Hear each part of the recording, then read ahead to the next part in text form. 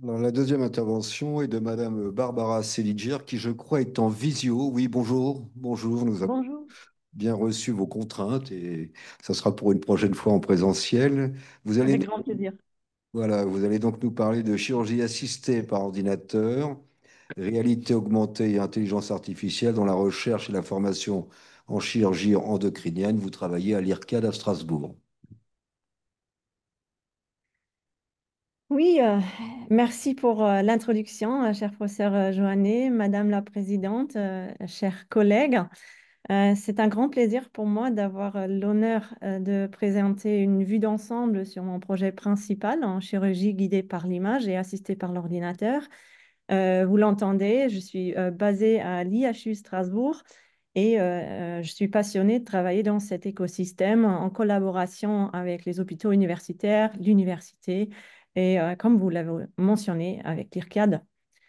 Euh, Ces projets de recherche sont financés par l'ANR et j'ai un conflit d'intérêts à déclarer qui est l'activité d'enseignement en robotique et en collaboration avec une société savante au niveau européen.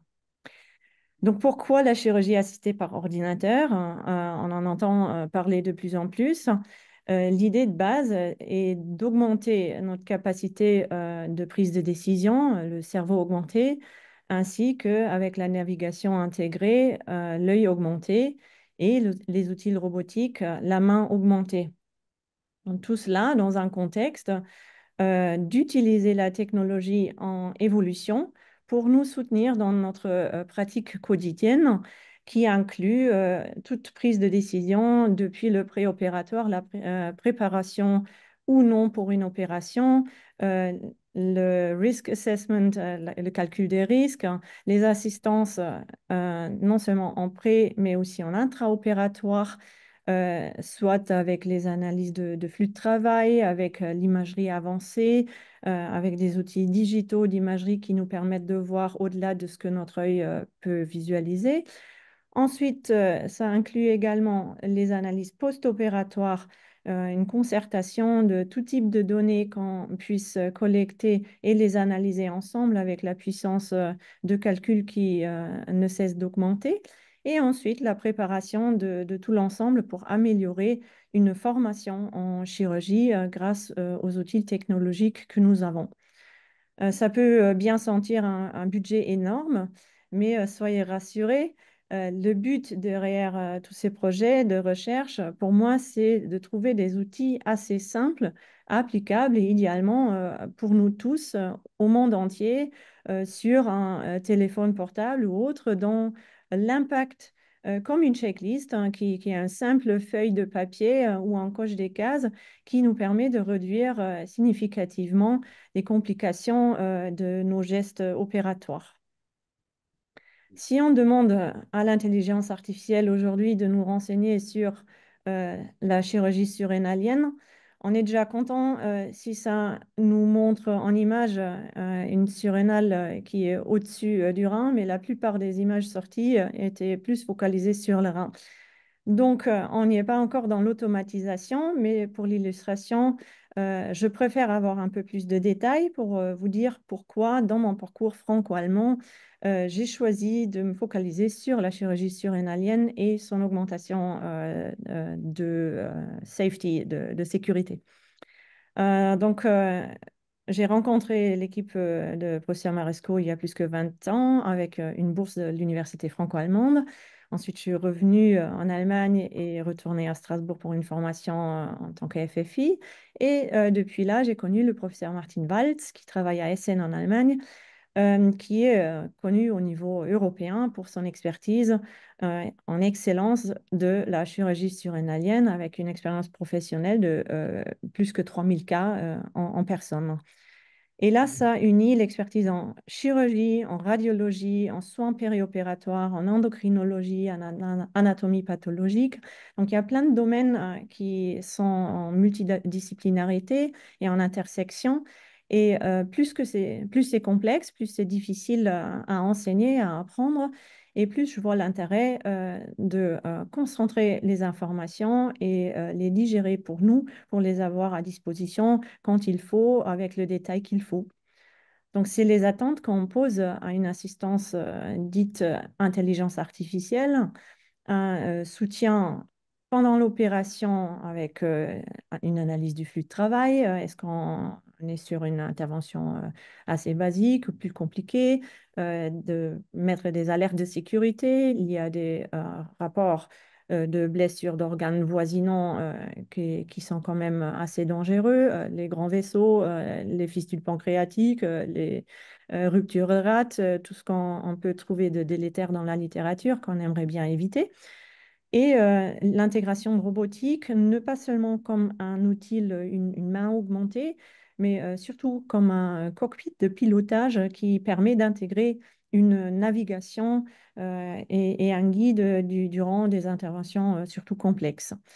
Vous avez vu, les travaux à Strasbourg ont commencé déjà en 2004 sur la réalité augmentée pour la chirurgie surrénalienne avec une publication JAMA de l'équipe du professeur Maresco. Et on a repris le même concept, il est toujours valide, mais la performance des ordinateurs nous permet de plus en plus d'atteindre une automatisation d'une visualisation qui est adaptée au positionnement. Là, tout a été fait par la main, donc le recalage euh, par la main, je vais vous le montrer tout à l'heure, est quand même toujours pénible et pour une précision dans la chirurgie, il faut une automatisation qui reste au millimètre près pour nous aider dans le geste et ne pas seulement nous confondre. Ces cas sont utilisés avec les reconstructions par Visible Patient, aussi dans nos cas instructionnels sur l'université en ligne WebSurge. J'aimerais bien vous présenter comment je l'ai connecté aussi en collaboration avec Luxolaire via un casque HoloLens pour qu'on puisse visualiser ensemble sur place et à distance les modèles 3D durant une formation en échographie. Donc, on peut se prendre le modèle reconstruit d'un patient et on peut simuler pour chaque cas de patient qu'on a. On peut sélectionner du coup les structures qui nous intéressent. Est-ce qu'on veut voir vraiment déjà une orientation où se trouve la tumeur par rapport aux repères osseuses? Là, le patient est allongé sur le ventre pour la surrénalectomie par approche postérieure, comme je l'ai appris en Allemagne et qui est plus difficile à s'imaginer. Une grande partie de chirurgiens préfèrent l'approche antérieure par l'habitude de traverser la cavité abdominale. Et des différents outils interactifs permettent de placer, par exemple, ce cube de transparence pour pouvoir naviguer dans le modèle qu'on a mis à la main, recalé avec les repères osseux et la taille du patient. Et ensuite, on peut se prendre la sonde échographique et essayer de voir les mêmes repères anatomiques en échographie. C'est une approche, si on doit se familiariser avec une anatomie nouvelle et en quelque sorte repérer la bonne direction par où travailler et anticiper les structures avant de les voir, ça peut s'avérer très utile. Et nous avons également utilisé ce type de modèle au bloc opératoire pour une intégration en live. Donc, vous voyez ici cette réalité mixte. Il y a professeur Mutter qui est en train d'opérer et de manipuler en stérile une reconstruction 3D du patient spécifique. Et vous voyez là quel serait l'avantage d'avoir un recalage automatisé dans l'espace, d'avoir tout de suite la bonne taille, la bonne rotation et surtout aussi en regardant les mouvements respiratoires une mobilité du modèle 3D qui bouge avec l'anatomie en respiration. Effectivement, on voit les problèmes d'asservissement à la respiration. Là, ça a bougé.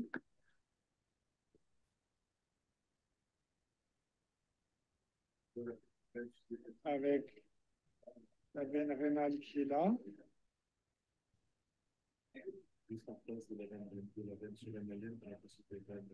Vous entendez également la voix de Michel Wix qui explique aux participants du cours plus de repères anatomiques et du même côté, on a en salle disons, étudiant. Vous le connaissez bien, Luc Solaire n'est pas un étudiant, mais responsable de Visible Patient et du développement qu'on voit ici.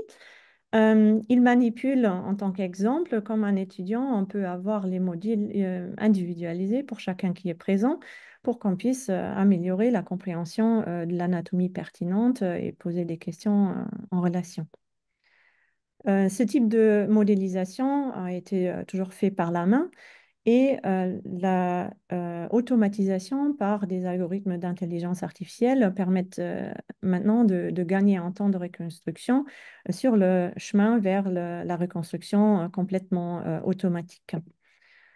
Donc, dans mon projet, il n'y a pas seulement la reconstruction 3D, mais vraiment la classification de lésions, puisque l'étendue opératoire dépend de la probabilité de malignité, de la sécrétion d'hormones, etc. Vous le savez très bien qu'il y a plein de différentes pathologies qui peuvent affecter les glandes surrénaliennes et que la réalité de l'opération, si elle est nécessaire, dépend de ce diagnostic. C'est quand même assez commun dans la population. La plupart des lésions ne nécessitent pas d'une opération, mais par exemple, pour des ainsi dites lipid poor adenomas, ça a été décrit que jusqu'à 30, voire 55% des opérations peuvent être inutiles parce que ça s'avère être un adénome non sécrétin et du coup bénin sans indication opératoire. Mais si l'imagerie ne nous permet pas de le classifier en avance, on a des faux positifs, des faux négatifs qu'il faut surtout éviter. Une revue récente très intéressante adresse l'intelligence artificielle dans le diagnostic non invasif du cancer endocrinien en général. Et vous voyez que ça représente également, comme mentionné avant, l'expertise endocrinologue, radiologue, les différentes altérations génétiques qu'on peut avoir dans les mutations familiales, l'anapathe, etc., et d'utiliser des images pour une analyse extraction de features, comme on dit, pertinents pour pouvoir poser un diagnostic, non seulement en lien avec la forme ou le niveau de grille qu'on puisse avoir nous, mais aussi avec les informations cachées dans l'image que notre œil ne peut pas détecter, mais que les algorithmes peuvent les cerner. Le biais ou les limitations de toutes ces études sont qu'ils sont en majorité rétrospectives, il y a des assez petites cohortes, il n'y a pas de test externe, donc c'est un jeu de données qui appartient à un centre, mais il reste la question sur la généralisabilité. Et il n'y a pas toujours l'anapathe qui nous confirme à 100% le diagnostic. En allant plus loin, une ancienne thésarde à moi avec laquelle je collabore, elle a maintenant un poste de spécialiste à l'Université de Rome, à Gemelli, a présenté la semaine dernière notre revue systématique de la littérature pour pouvoir avoir une vue globale de l'utilisation aujourd'hui d'images 3D pour le diagnostic et la thérapie en maladies surrénaliennes. Et parmi les 1813 études qui ont été trouvées dans la littérature, il y avait 30 qui avaient les critères d'inclusion de vraiment utiliser une analyse 3D. C'est plus que 50 000 scanners sur la majorité vraiment du CT, beaucoup moins IRM ou un mélange de CT et IRM. Les reconstructions ont été faites traditionnellement manuelles, mais il y a de plus en plus d'approches semi-automatiques et automatiques. Et dans 2 études, il y avait aussi ensuite une impression 3D des modèles qui ont été reconstruits. Euh, Plus que la moitié des études étaient à des fins diagnostiques pour une meilleure classification de lésions à partir d'imagerie, mais aussi une bonne partie adressait une planification thérapeutique avec une navigation. Les contraintes que nous avons vues en assessing la maturité technologique avec le stade idéal, ça reste quand même Oui, un stade assez précoce. Il manque les essais randomisés ou quoi? surveillance à long terme ou des études de registre. Dans le diagnostic, la littérature nous montre qu'il y a une analyse de texture et de volume qui facilite la classification de néoplasie surrénalienne, mais il reste les limites d'une faible sensibilité. Il y a souvent des regroupements assez facilités, rudimentaires, détecter une glande normale versus une glande anormale, ce qui nous aide pas encore tant en décision chirurgicale comme nous en avons besoin dans notre quotidien. Le score de qualité en radiomique était également assez bas, donc il faut veiller sur une bonne qualité méthodologique pour pouvoir vraiment comparer les résultats et les améliorer. Dans la planification thérapeutique, il y a beaucoup de potentiel également pour l'amélioration de la sécurité, planification, surtout aussi pour des procédures guidées par l'aiguille et des ablations qui sont de mentionner également en tant qu'alternative à la chirurgie dans certains cas. Donc, dans notre travail ici à Strasbourg, le but est d'adresser ces faiblesses avec une base de données que j'ai pu constituer au sein de l'IHU Strasbourg en collaboration avec les US et partenaires.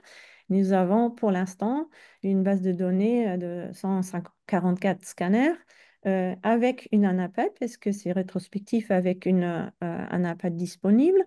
Nous avons effectué d'abord les annotations manuelles, donc en délignant en 3 dimensions l'anatomie de la tumeur comme du parenchyme normal à côté, qui est potentiellement préservable pour une surrénalectomie partielle. Et nous avons entraîné des algorithmes d'IA à reconnaître ces zones distinctes. Et donc à gauche, vous voyez ce que nous avons fait à la main, et à droite, vous voyez la reconstruction automatique en comparaison avec celle qui est manuelle. Et il y a certains pixels de faux positifs ou faux négatifs sur les bords qui peuvent aussi être une variabilité interindividuelle entre annotateurs. Si chacun de nous le ferait, il n'y a pas toujours tous les pixels qui sont pareils. Donc, c'est une très bonne reconnaissance. On peut dire la segmentation automatique, elle est achevée.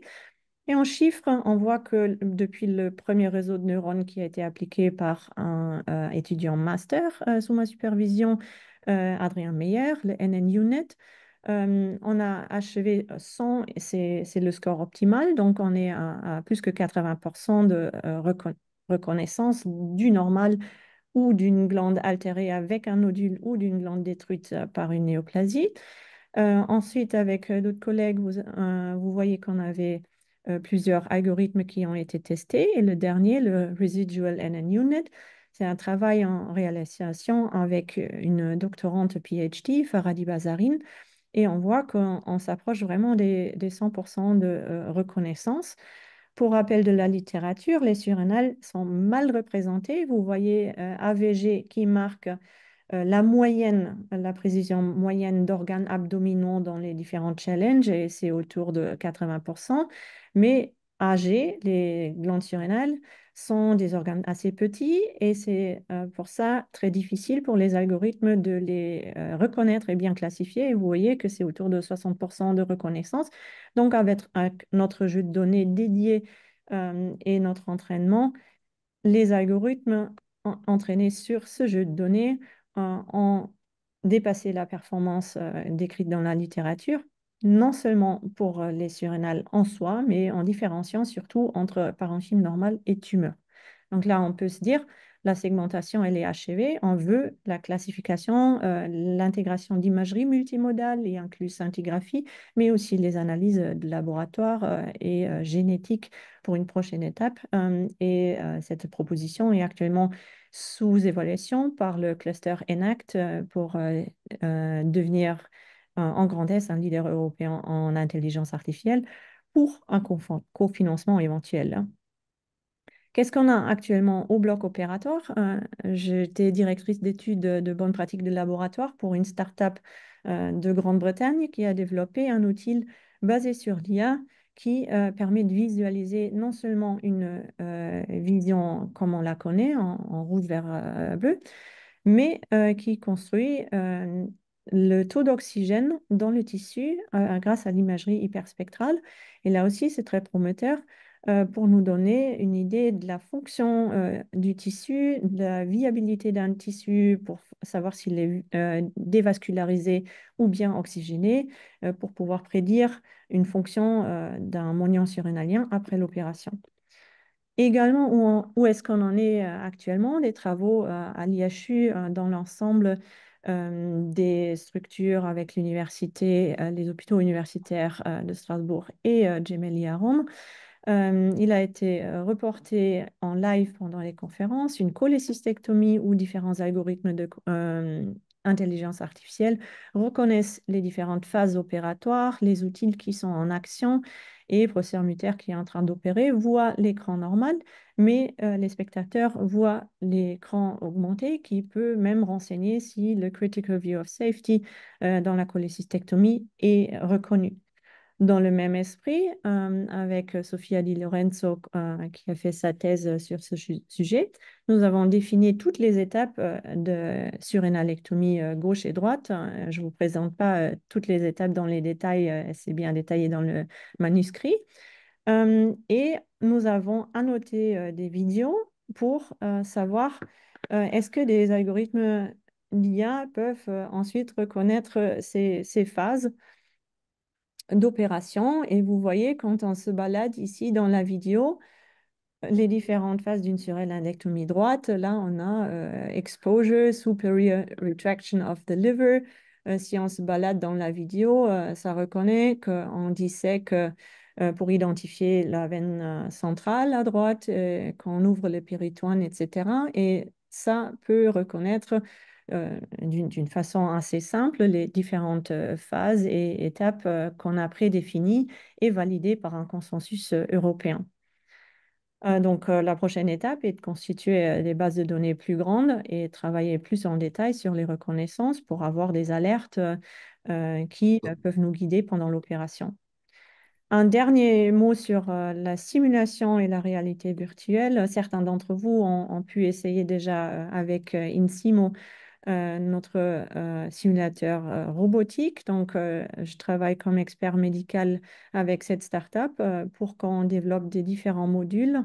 Donc là, vous voyez les fonctions de base, comment piloter un robot. Et nous avons choisi un concept qui se met dans un coffre qui est mobile, qui peut être placé n'importe où pour faciliter l'accès à la formation. Et un exemple ici, très facile, basique, c'est de faire un nœud en réalistique et de mesurer non seulement le temps, mais aussi de mesurer si on a rupturé le fil ou d'autres détails de métriques, ce qui nous donne un rapport. Et vous voyez que là, je l'ai présenté dans un scénario de simulation en collaboration avec notre unité de simulation européenne en santé, l'UNISIM. Ce simulateur est également utilisé, comme vous avez mentionné, professeur Faka avant, elle a un diplôme universitaire de microchirurgie. Et là, il y a également cette collaboration avec Insimo et l'utilisation du simulateur. Merci, merci. Est-ce que vous pouvez conclure, s'il vous plaît? Oui, donc la conclusion, c'est l'intégration de toutes les informations pertinentes dans le bloc opérateur du futur soutenue par les outils intelligentes pour nous guider dans tout ce que nous avons à faire dans toute sa complexité. Et je vous remercie pour votre attention. Je suis Merci évidemment beaucoup. disponible pour des questions. Oui, merci beaucoup pour votre présentation. J'imagine qu'il y a des questions dans la salle. Oui, il y a une question. On va vous passer le micro. Euh, Merci pour votre présentation. Euh, un petit commentaire, je veux dire que je pense qu'au jour d'aujourd'hui, nul doute que tout le monde est d'accord pour dire que la réalité augmentée apporte énormément, avec tous les modèles de simulation pour la formation, l'apport de l'IA pour tout ce qui est statique, l'imagerie statique, la NAPAT, va donner une précision encore plus accrue pour les diagnostics. Je pense que personne ne mettra en doute cet apport-là. Troisième point, c'est que effectivement pour la planification de l'intervention, l'imagerie virtuelle, la planification est très importante, mais je précise pour un certain type d'intervention. Et je précise, ça sera les interventions limitées. Parce que quiconque voudra faire une surannélectomie totale, je vous dirais qu'entre nous, on n'a pas besoin de cette imagerie. Si on veut faire une hépatectomie droite, eh ben, on n'aura pas besoin de cette imagerie. Mais par contre, si on veut faire une intervention très fine ou une intervention appliquée, traitement localisé de la tumeur, effectivement, l'apport de toute cette simulation est très importante.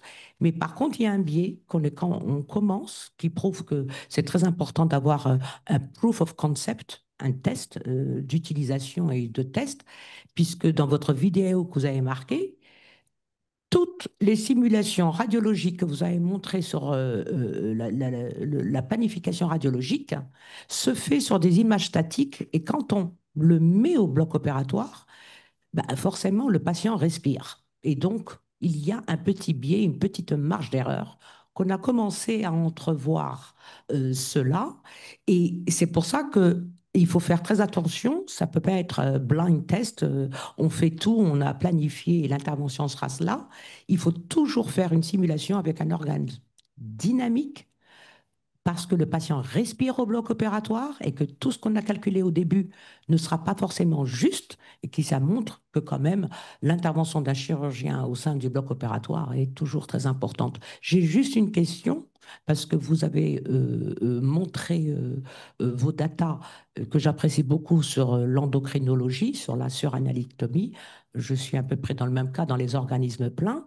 Est-ce que vos simulations, ce que vous faites d'ALIRCAD, etc., parce que c'est ce qui manque dans la littérature.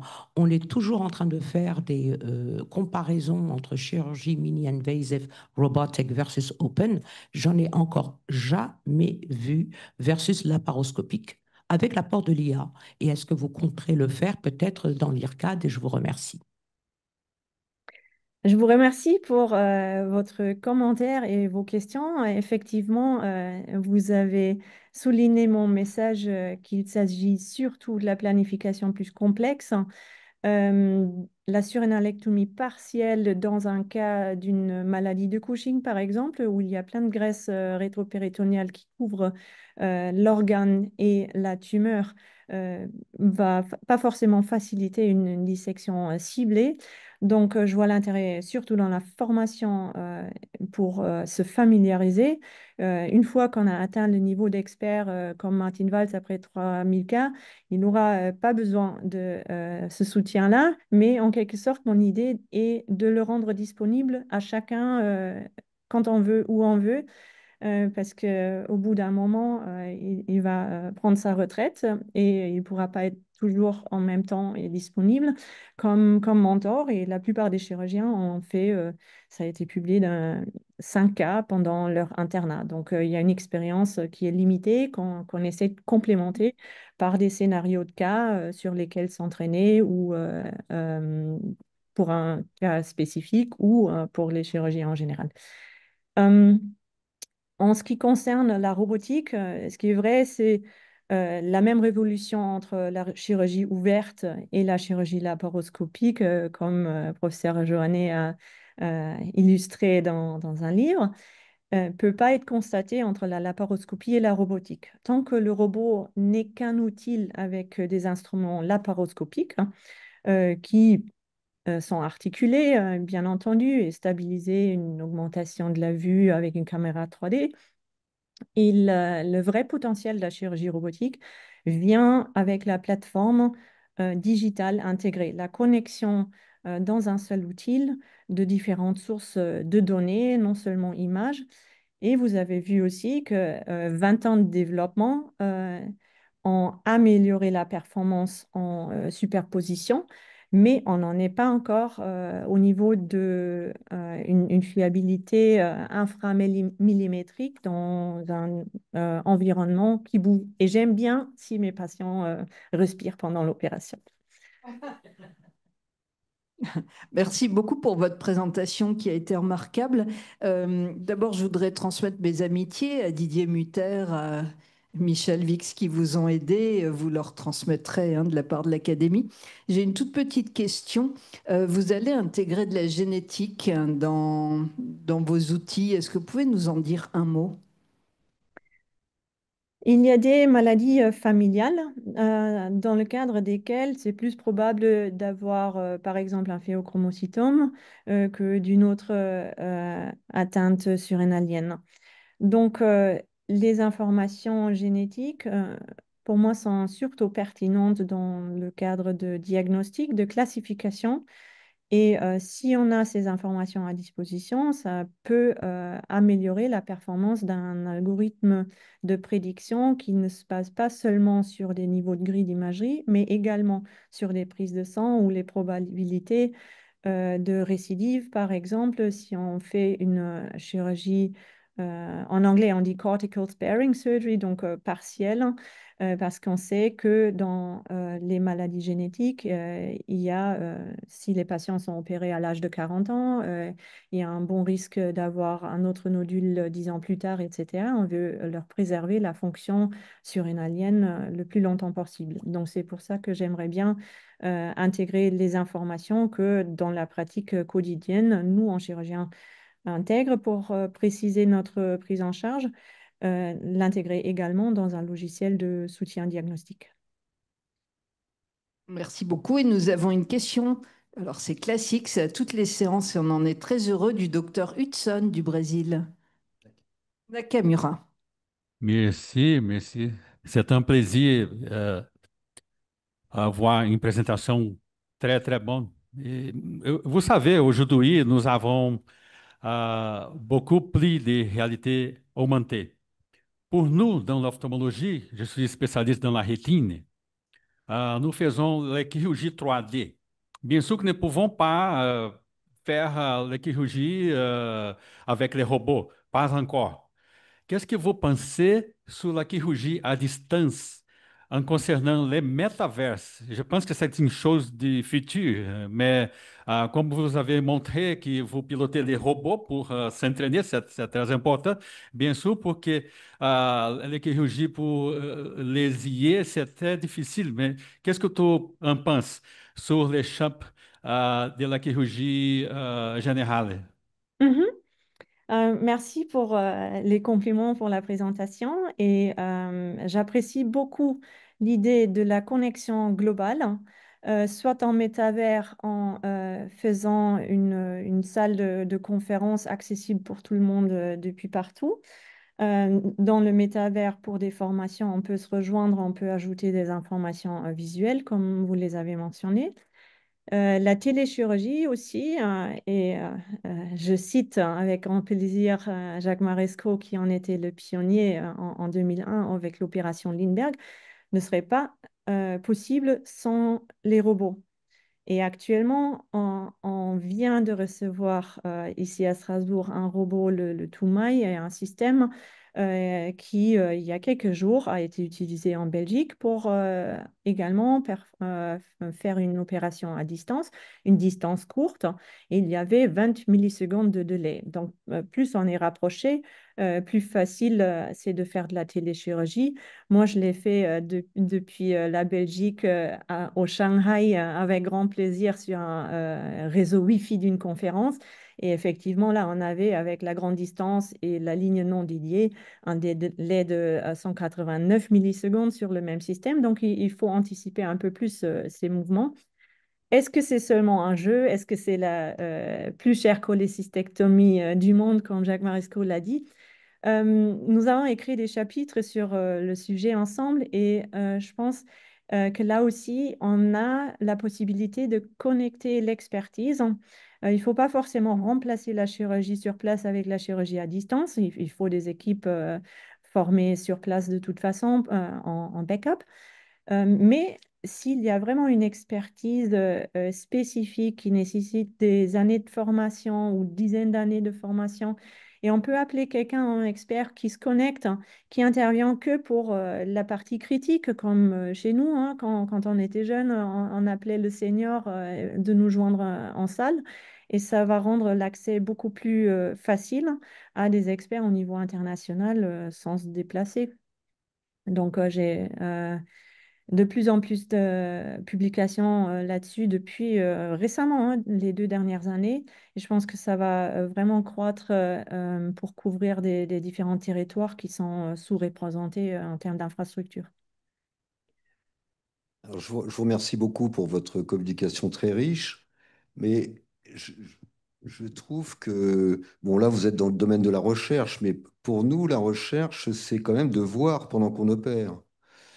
Donc là, vous nous avez montré des magnifiques images qui permettent de faire une planification préopératoire et une meilleure stratégie péropératoire, mais aujourd'hui, on continue à ne pas voir ce qu'on opère. C'est-à-dire que on sait où c'est, on sait comment on va l'aborder, mais on ne peut pas qualifier les limites de l'exérèse. Et donc, cette histoire de recalage, c'est-à-dire de voir dans le champ opératoire et pas sur un écran avant l'opération ou pendant l'opération, dans le champ opératoire, la lésion qu'on va retirer, ça reste encore un grand challenge. Alors, vous avez effectivement parlé du recalage.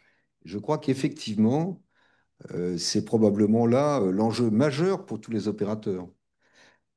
Après, c'est aussi une question d'effectivement, donc ça bouge, mais il faut que nous, en paire opératoire, on puisse qualifier et visualiser la lésion elle-même.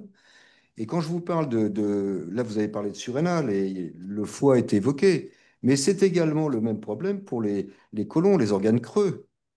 Lorsqu'on opère un côlon, eh bien, soit on a une grosse tumeur et on la voit, mais de plus en plus, la tumeur est petite et on ne la voit pas.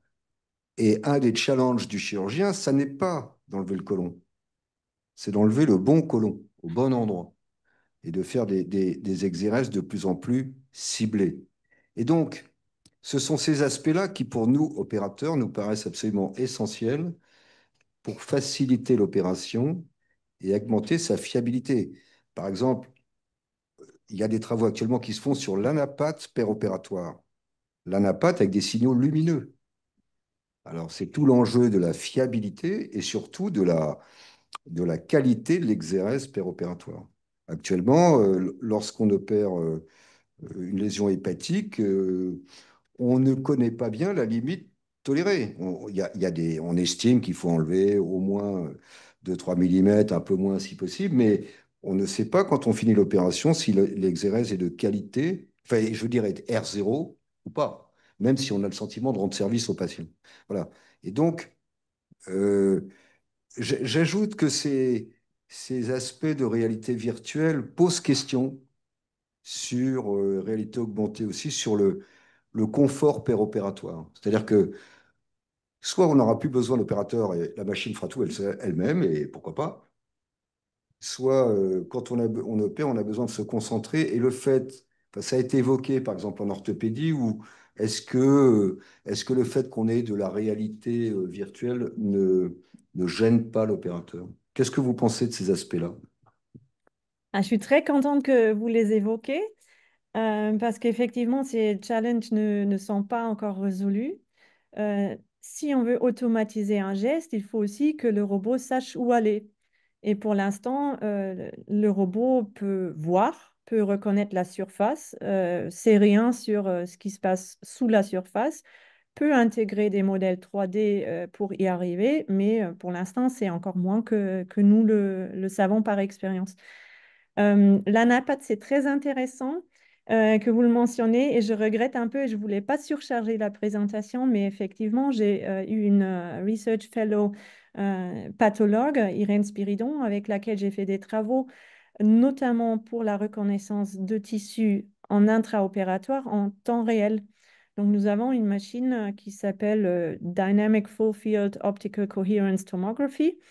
Et tout ça pour dire, on peut couper un morceau, le mettre sans préparation, sans coloration dédiée, dans un peu d'eau, sous un microscope, imager en temps réel et avoir non seulement une image en noir et blanc ultra structurelle, mais aussi une image dynamique qui nous montre la activité cellulaire ou des organismes intracellulaires. Donc, ça, c'est une solution. Il y a d'autres solutions chirurgie guidée par l'image, des fibres optiques qu'on peut intégrer, la confocal laser endomicroscopy, avec laquelle j'ai travaillé dans une autre étude. Tout ça pour avoir vraiment un anapath en temps réel, en collaboration avec un autre ancien research fellow, maintenant collaborateur et étudiant PhD qui vient du domaine de la gynécologie oncologique. Nous avons fait des travaux ensemble sur des ganglions sentinelles en chirurgie cancérologique, gynécologique, ensemble aussi avec Lise Lecontre, que vous connaissez bien, euh, pour notamment savoir dans l'opération où est-ce qu'il faut aller, est-ce qu'il faut reséquer plus, est-ce qu'il faut faire une lymphodénectomie complète, est-ce que le ganglion sentinelle n'est pas atteint et le savoir vraiment durant l'intervention. Il y a d'autres pistes à suivre qui sont au-delà de l'échographie classique, une échographie de haute résolution qu'on puisse intégrer. Là aussi, la navigation des probes, des sondes est plus difficile en laparoscopie. Je l'ai fait sur le cochon pour preuve de concept et c'est plus facile si on a des outils miniaturisés et un robot qui stabilise l'image et qui sera automatisé pour compenser les mouvements pour avoir une image stable qui ensuite peut être analysée par l'œil nu de l'expert ou avec assistance IA. Donc, il y a encore plein de Merci. pistes à élaborer. Je ne vais pas vous Effectivement, disperser ouais. aujourd'hui, mais on pourra en reparler à l'occasion. Merci. Y a-t-il d'autres questions? Eh bien, écoutez, merci beaucoup. Et ben, si j'ose dire, continuez. On a très envie de voir toutes ces nouvelles innovations. Vous êtes Merci. les bienvenus. À la prochaine.